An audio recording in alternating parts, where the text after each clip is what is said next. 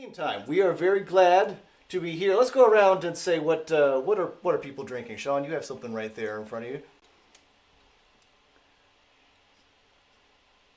Oh, well, hold on. Whoops. Oh, I did something wrong because there we are. Ha! Now people can actually hear what Sean is saying. Oh, okay. Yeah, so sorry about that, man. Hey, it's the first show. You know, not everything's going to go right. yeah, no, it's all good. I've been drinking my Maker's Mark, which is kind of my signature drink of sipping with Sean that I do occasionally when I'm in the mood. Excellent. And Jenny, what do you have there? So this is a singer's drink. It is a hot toddy. So throat coat tea, shot of Jim Beam, honey, and a squeeze of a half of a lemon. Very nice. Stir that all up. Yeah. Very nice. Yeah. I have here, as I was saying, I was having to muddle mint leaves while we were in the middle of getting set up. So this is iced tea with mint and lime. So we've been working on getting the song mixed and the record mixed. So this is called This Will, and it's on the upcoming Ruby Deer record. Very cool.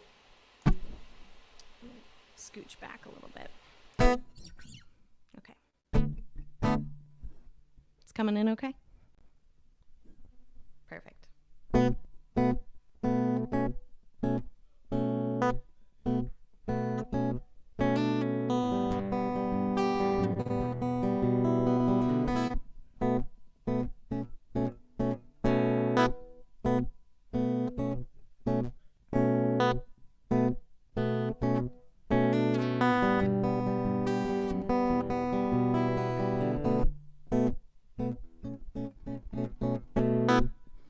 It's tiring with my own foot on my neck. It's hard to grow forward when my body means business. I've got my ear to the ground, except it's the wrong one. Searching for reason of sound, bring me back down. Elevation is driving me crazy. I'm sick but can't sit still. Got a belt round my sternum, my wound's still burning, but I've got this will.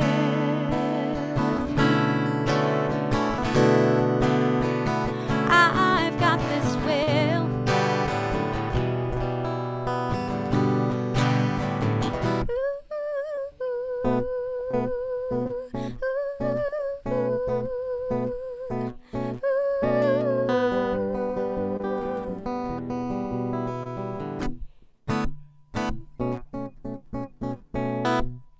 This house I've lived in all of my years started crumbling around me in need of repair. Secrets in these walls the doctors can hear while I lay in wait, choking back fear. The renovations are making me crazy. I'm sick but can't sit still. Got a bell round my sternum, my wound's still burning, but I've got this way.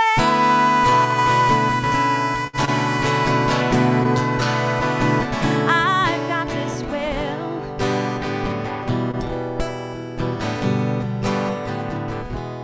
What do we do when you can't trust you to carry you through?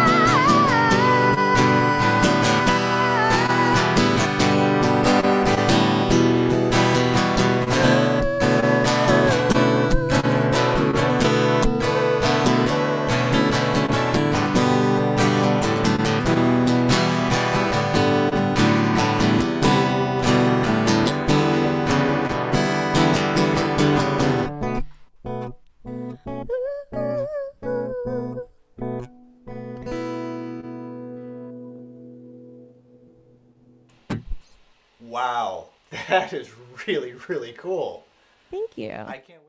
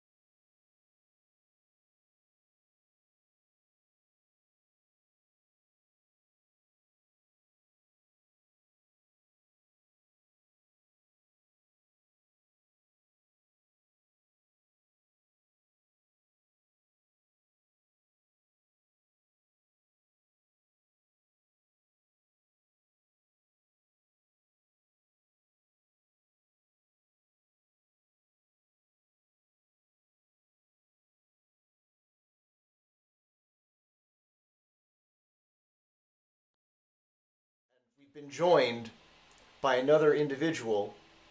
Let me. We have. He's landed. Head Eye has landed. Hello, Coltrane. Okay, that's really loud, man. That's all right. That's the first time I've ever been told that. Yeah, I'm sure. Your most recent one. You have a whole variety of personas that you've been dabbling with and showing people during the webcast you've been doing. But tell people about Head Yes. Eye specifically, so people have some idea why you're wearing what the heck you're wearing. Well, this is how I protect myself from the harsh earth environments, obviously, and this is my protection. Well, Head Eye. This is who I've been for a good solid 2 years now. This is the cockpit of the UFO that you see behind me here.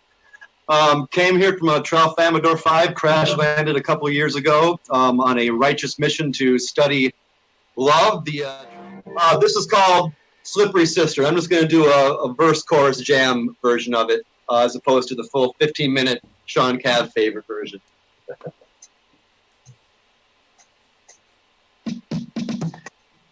This is a song. Young lady. Who got lifted up by a UFO one evening.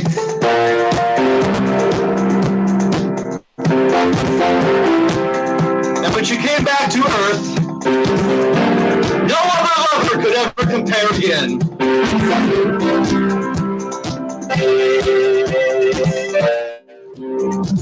No, they were stupid,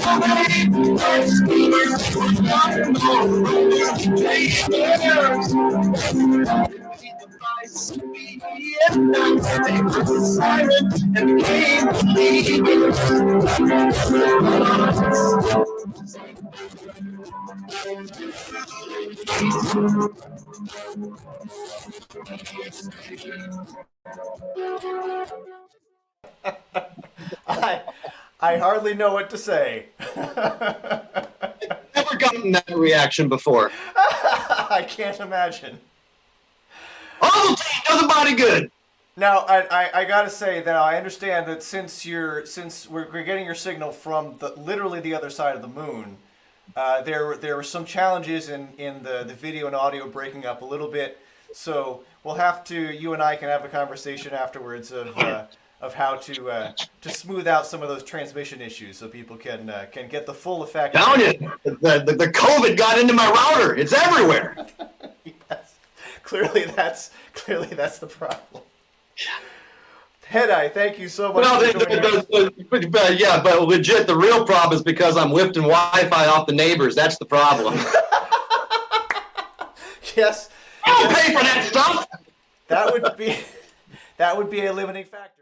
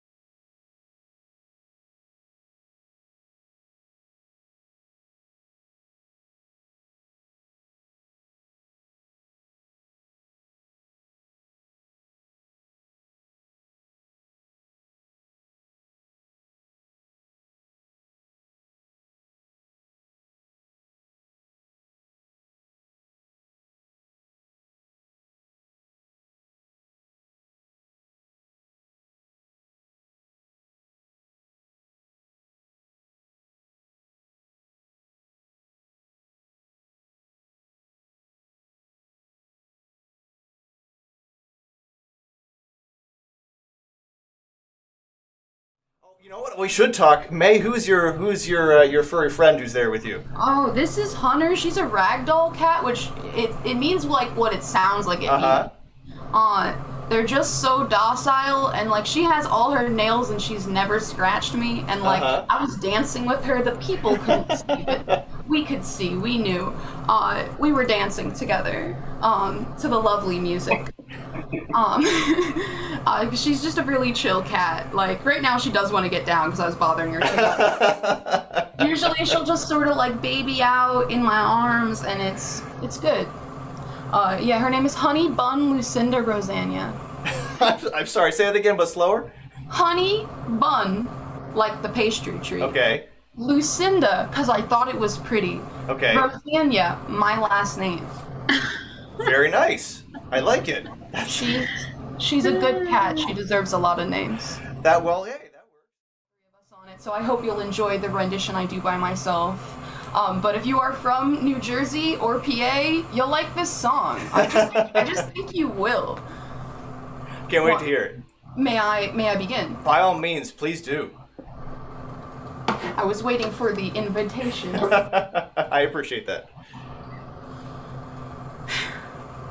Okay.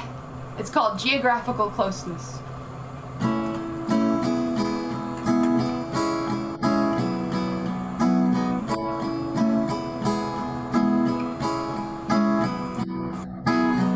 I'm feeling tempted to buy a carry-on guitar or spend all my money on a shitty used car and pack up the trunk with only what I need most so I can flee this place and make a home in some other coast. Petersburg's always raining, I have love this dreary haze.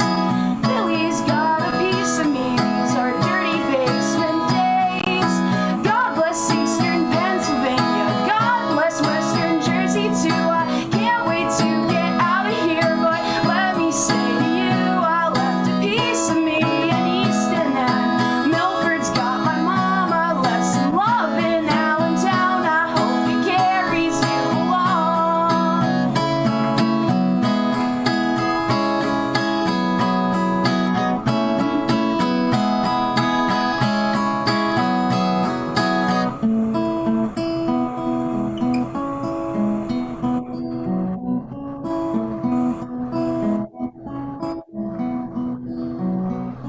I still love you, New Jersey.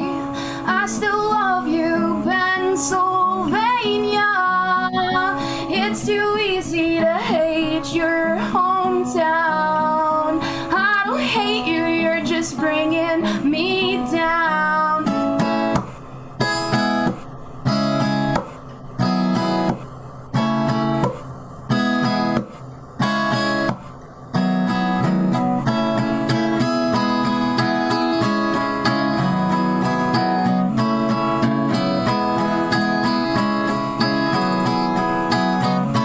I still love you, New Jersey.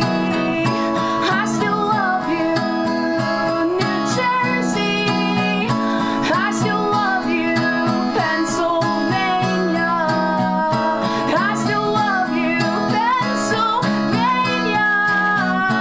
It's too easy to hate your hometown.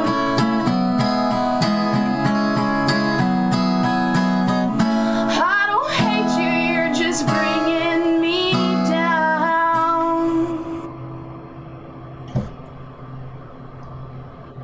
Thank you. I love that. No, that's great. That is great. I think you're absolutely right that a lot of folks around here are going to connect with that.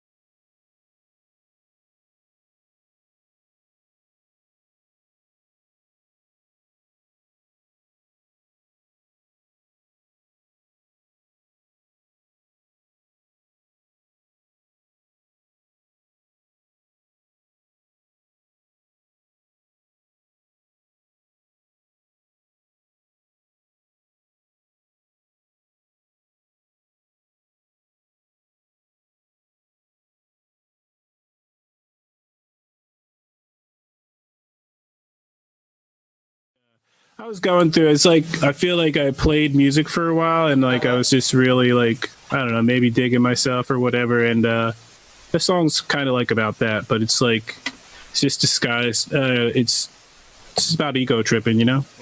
Yeah. Well, and as performers, that's always something that we're trying to figure out. We're standing up in front of people and doing stuff, and like people are watching us. And how do you balance that? And what's your experience with that? How do you keep your head on straight with all that? Me? Yeah, you. Oh, okay. I wasn't sure if that. No, you specifically. You Bentley Holmes. I think honestly, I don't think anybody ever talks about it. Like I've never heard a musician say, "Oh, I don't have an ego," but we all have them, and like. Yeah. And I think especially first starting out, after you get like your first couple gigs under your belt, and then like people start reaching out to you to play, and like, sure, it's like, oh, I'm good. I'm like, I don't know how. I'm just like, I just watch other musicians, and you can see the humble ones, and it's like, all right, I should be kind of like that, Yeah. And it's like, yeah. So that's, and I'm constantly learning, man. Constantly learning. Absolutely. Constantly got to check myself. Absolutely. You got any input on that, Dan? Well, hold on. Let me put that over so that Dan can see. Yeah, go ahead. Oh, yeah. I don't know. I suppose in the end, the one thing I was thinking is like I've told my college students, I teach at Moravian, been there for a bunch of years, and I always tell them, I said, somewhere in the back of your head, maybe somewhere right around here, you need like a tiny little man about this tall, or a woman, either way, screaming at the top of the lungs that like you're the greatest thing in the world, and it just needs to keep on doing that. You just don't ever let anybody see it. right. When anybody sees that, well, then that's when problems arise. I mean, if you don't get up on stage and have confidence, and know True. you're prepared and you're gonna, well, it's going to come across. I mean, we've all seen that happen to people. And so. Keeping the ego in check obviously it's a challenging thing, and at times you sort of need to throw it around. You just sort of I hear that. almost as a defense mechanism in certain situations. But the truth of it is that's how I've always felt. It's like I wouldn't be working as hard as I am, doing as much as I'm doing, and practicing every day and working hard if I didn't feel like I didn't have something to say. Sure. I hear that, man. I definitely hear that. But that's just how it's like and if having something to say is me saying I have an ego, well, I'm not going to deny I have an ego. I mean, I'm going to be 50 this year, and I've been playing. Dude, I appreciate your honesty, man. Like, I love hearing it. You said earlier, you're like, I've been in the Valley playing 17 years. So that's why I did want to hear you say it too. Like, oh, what is your perspective on this? Yeah, Keep going, though, man. Yeah, well, it's it's just true. I mean, we've all been around people that have egos. We've all been around people that let that little man out as soon as you meet them, and it's like, all right, well, I don't want to work with you. I don't want to. Right. I would never go out of my way to see you play. I think I was that guy. Like, that song is about that guy. You know what I mean? So keep going, though. Like, the truth is that I think. I mean, I can. There were times in my life where I've had my ass handed to me. I mean, people have shown me that no, you're not all that you think you are. Where I've been like, yeah, I'm not all that, and that's okay because I'm still in the process of learning. Right. I'm a lot better now, and I know that.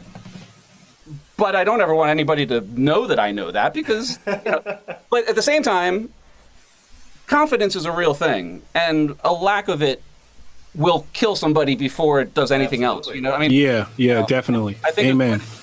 I have quite a few friends that I think are great musicians, and they just constantly doubt themselves, and I'm like, don't do that. Like, believe in what you do, and that's all there really is to it. Just believe that you have something to say, because you wouldn't be sitting behind that guitar. I wouldn't be sitting in front of a piano. You wouldn't, if you didn't have something to say.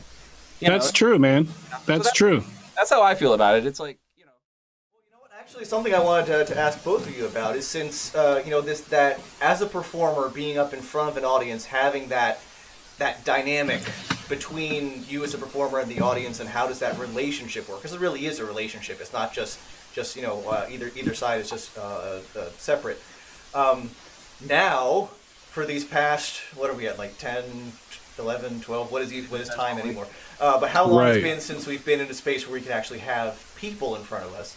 A lot of us have been figuring out how to do live streams, and I know that, for these past, 10, 11, 12, what is time anymore? But how long it's been since we've been in a space where we can actually have people in front of us? A lot of us have been figuring out how to do live streams, and I know that, for these past, 10, 11, 12, what is time anymore? A lot of us have been figuring out how to do live streams, and I know that Dan, you've been posting some stuff, and Pentley, you've been posting some stuff. And I obviously have been doing live streams. You've been pretty consistent, man. I've been trying. I appreciate that. So, Pentley, why don't you go first? What are the things that are different about how the audience interaction works? What do you like about streaming, or what do you hate about streaming in terms of how it changes that dynamic? I personally don't care for it. I'm just being honest. It's like, Yeah, sure. it's not why I play music. You're playing. It's a different ball game, man. It's like, I find myself, like, when I'm doing a live stream, I'm looking at that little number, seeing how many people are in the room, Sure. leaving, and then coming back, and just trying to keep it like, all right, I'm performing for this amount of people. Like, if it goes above that, it's going to drop. Like, it's just, I don't care to do it. But it's like, what else do we have? You know? Yeah. It's been hard. I mean, although the flip side of it, it hasn't. I mean, I'm a pretty energetic guy. I mean, I never stop. I'm always like either recording improvs, I'm always trying to collaborate, I'm always writing. But when this happened, you know, it had been, as I said earlier, you know, it was like 17 years. Like when I first moved to the Valley, it was about 17 years ago, and I pretty quickly formed a band with Three Monks band years ago, and we were gigging, you know, in a short period of time living here, I was gigging probably 8 or 9 times a month, and that stayed the same for the last 16 years. And all of a sudden, Right. you know, I'm hit with this. Yeah. Yeah. And so I have all this. It's like this train that was just sort of going, and now all of a sudden it's just sort of, okay, now what do I do? Yeah. And I got to tell you, it's sort of it's just the truth.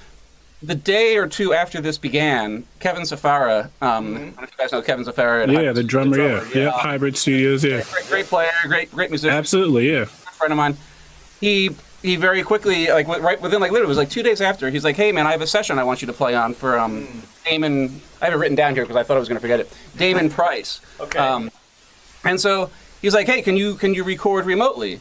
And I thought, here it is. This is my opportunity to go out and get the few pieces I need to be able to do this. Yeah. And so I did. And then I very quickly bought a USB interface, and I moved all my keyboards down to the basement. And I was like, you know what? I just have to keep on doing this. And I now do it. The truth of it is, I suppose, I'm finding that I'm doing music now more for me than I am for other people.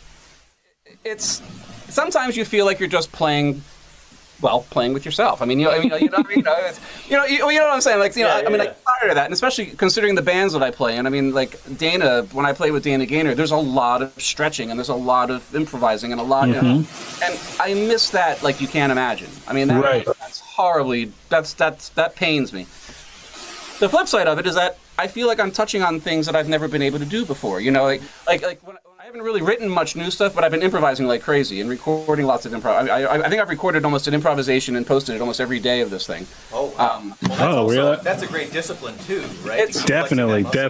Yeah.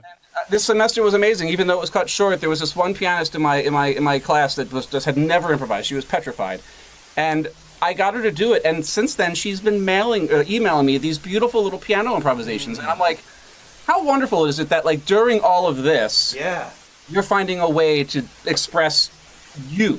Well, she's found a voice. She's found a voice You know, that's what I was thinking. Yeah, she knew how to read books, but she could never speak the language. Yep. And so that's a big part of what I do out there, you know, and I love it. I mean, I get complete goosebumps and crazy when I see this happen for the first time, because you see people just sort of like, oh my God, I can do this, you know. And I'm like, well, yeah, and now you can do this the rest of your life, and you can meet friends and people, and you know, and there's no judgment, you know. It's not there's no right or wrong, you know. It's just do it, you know. And so anyway, so I'm happy to improvise. I mean, that's what I do. That's what I feel the most comfortable doing. So we have just a couple minutes, and I know a lot of your improv pieces are just a couple minutes. So why don't we'll put it over on you? I'd be happy to. Thank you. Right. Yeah, I like how he tilts it down.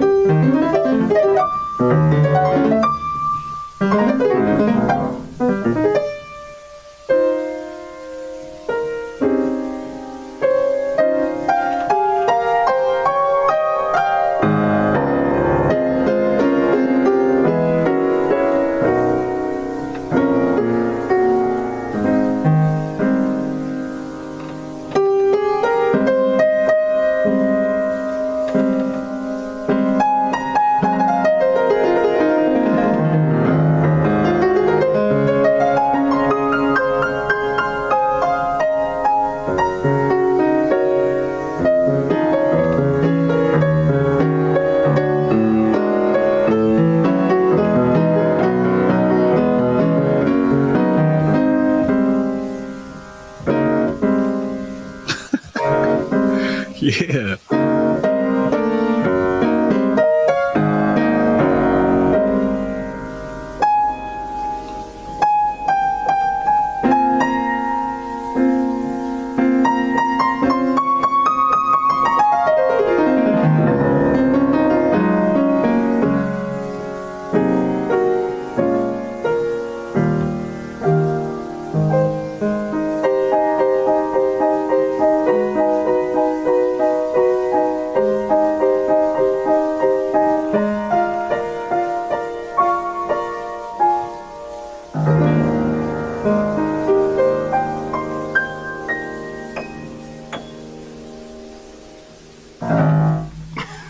That was beautiful, man. Seriously, that was beautiful. That was very, very nice. Yeah. Thank you very much, man. I appreciate it. Thank you so much, Dan. You're going to have to listen back to this so you can hear what you just created right there. That was amazing, dude.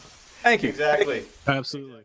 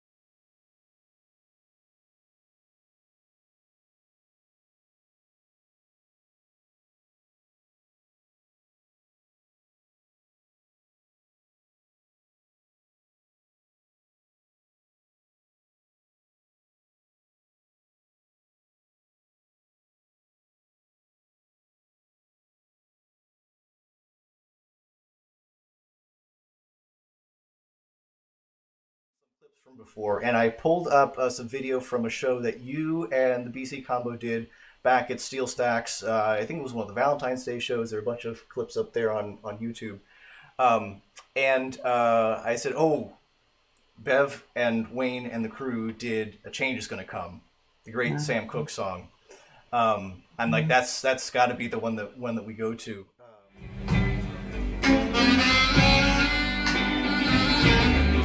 I was born by the river in a little mountain. Just like the river I've been running ever since. It's been a long, long time coming, but I know a change is gonna come. Oh, yes,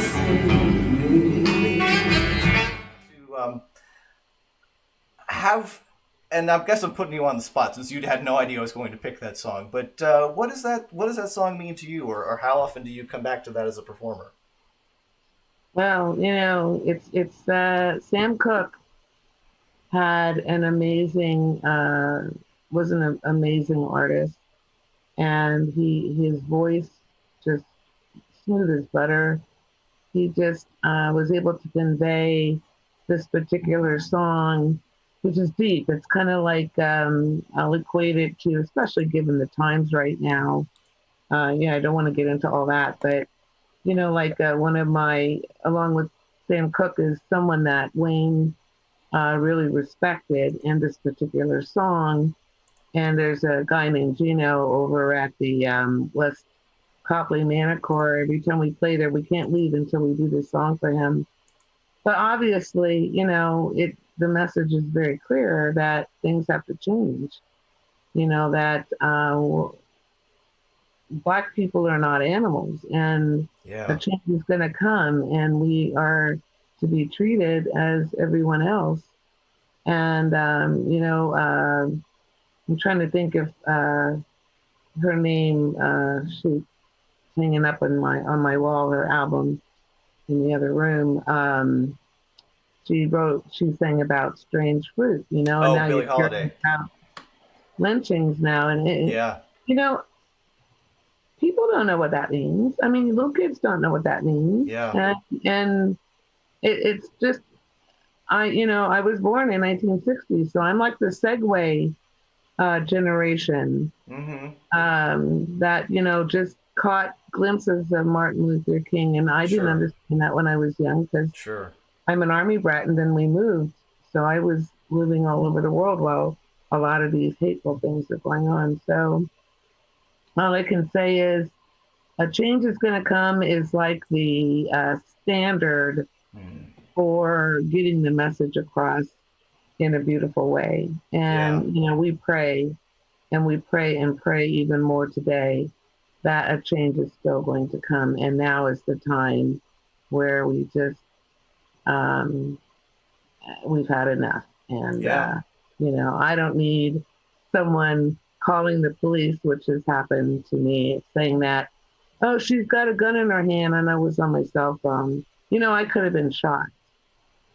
So I don't talk about these things, but just because of the color of my skin doesn't mean that you have the right to go and, act like that. It just, so, I can say personally, I fear for people who hate, because they live in fear, and they don't open their minds to the reality that people bleed the same and feel pain the same.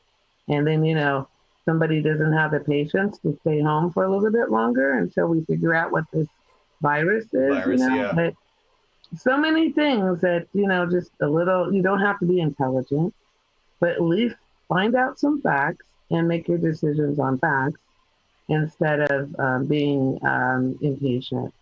Now, I know we all need money, we all need to survive, and, but a change is going to come. We're all living this together. It's a global issue, not just something here in Pennsylvania. It's everywhere. And, I can't stress enough, at least just take some time to wear your mask if you're out in public, protect other people and yourself, so that maybe they don't bring it to those who were not well prepared if they were to, contract this virus.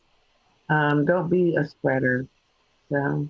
Yeah. Well, I mean that to me is one of the big things that connects the protests that have been going on in the wake of the murder of George Floyd, as well as the whole thing with coronavirus. We are all connected. It's not like we have a choice to just sort of withdraw. We are all connected, and we're all complicit in the ways that everybody else in our society is treated.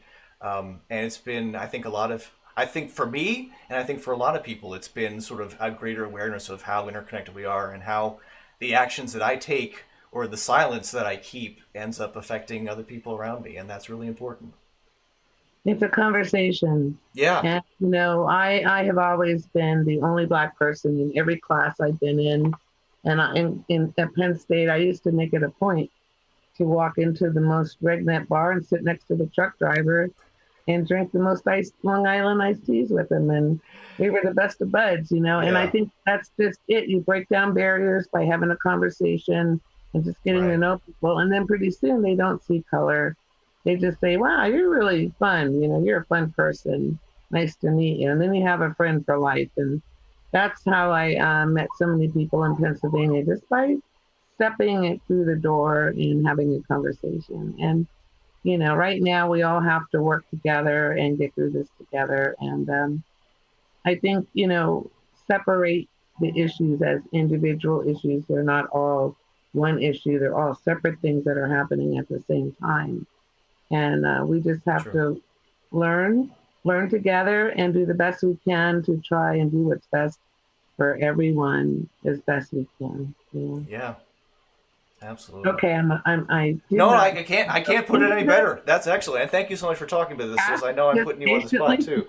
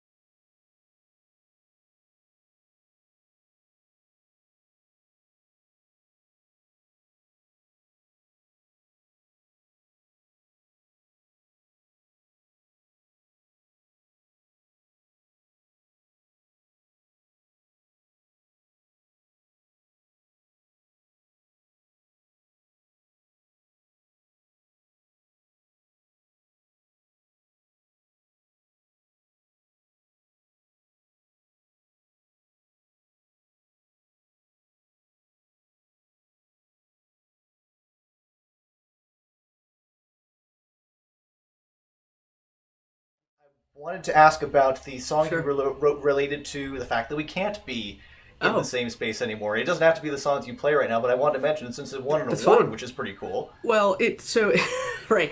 The Songwriters Association of Washington did a co-video contest where all these other songwriters could submit videos of songs either related to quarantine or written during quarantine, just to show the creativity that happens in a time of pandemic.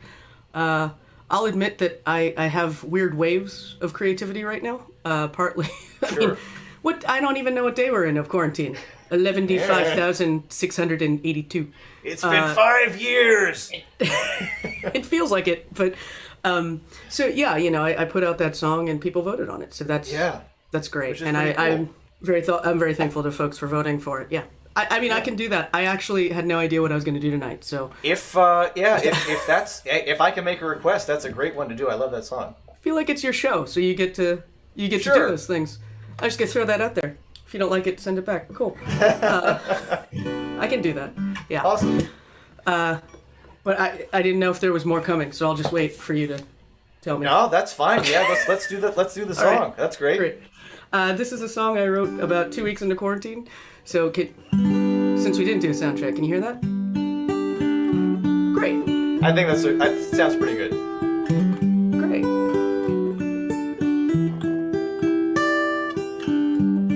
I woke up this morning. I had nowhere to go. I had nowhere to be. So I just sat alone. I can't focus anymore. I barely sleep. Okay, that's how it was before, but it's only been 2 weeks. This is all I can give to you. This is all I can do. Will you take it as it is? 'Cause it's all I can give to you.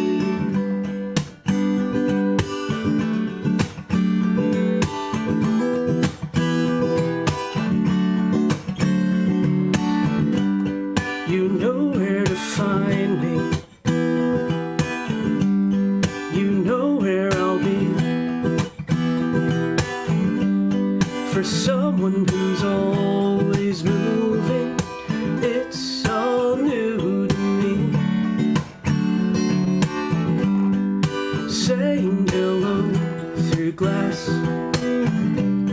is all we're allowed. Faces on a screen is our new normal now. This is all I can give to you. This is all I can do. Will you take me as I am? 'Cause it's all I can give to you. I'm tired of these four walls. I know you are too. It's okay to be scared, you know. I'm here for you. I know what this sounds like. I really do. What I'm trying to say is I miss you. This is all I can give to you. This is all I can do. For you I'll stay away this time. For you, that's how much I love you.